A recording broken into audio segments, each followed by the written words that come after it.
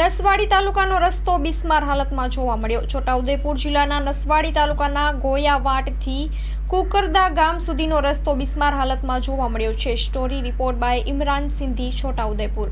અત્યારે અમારો જે રસ્તો છે ગોયાવાડથી માથા સાંકળ સુધી, આમ એનાથી આગળ વ્યવસ્થિત સારો રસ્તો છે અને ગોયાવાડથી માથા સાંકળ સુધી રસ્તો ખરાબ છે ને એનાથી આગળ લગભગ 50 થી 60 ગામડા આવેલા છે અને આ રસ્તો બિલકુલ સાંકડો બી છે અને 10 વર્ષથી પહેલાં બનેલો। આજે બાઇક લઈને સરકવું હોય ને તો એ સ્લીપો ખાઈ જાય છે, અમુક એક્સિડન્ટ થાય છે, પડી બી જાય છે, લોકોને નુકસાન છે।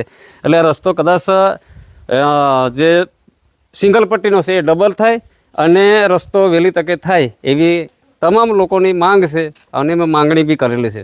અક્ષાંતો સાહેબ, એ કપસીમાં જ્યારે બાઇક સ્લીપ ખાઈ જાય છે ને તો લોકો પડી જાય છે અને એમાં કોઈ ભાંગી તૂટી જાય છે, એ નુકસાન છે, ખરાબ છે।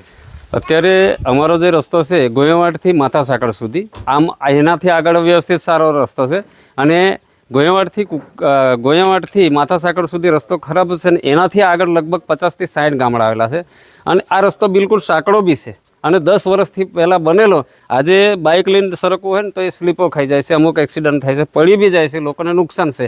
એટલે આ રસ્તો કદાચ જે સિંગલ પટ્ટીનો છે એ ડબલ થાય અને રસ્તો વહેલી તકે થાય એવી તમામ લોકોની માંગ છે અને મેં માંગણી બી કરેલી છે।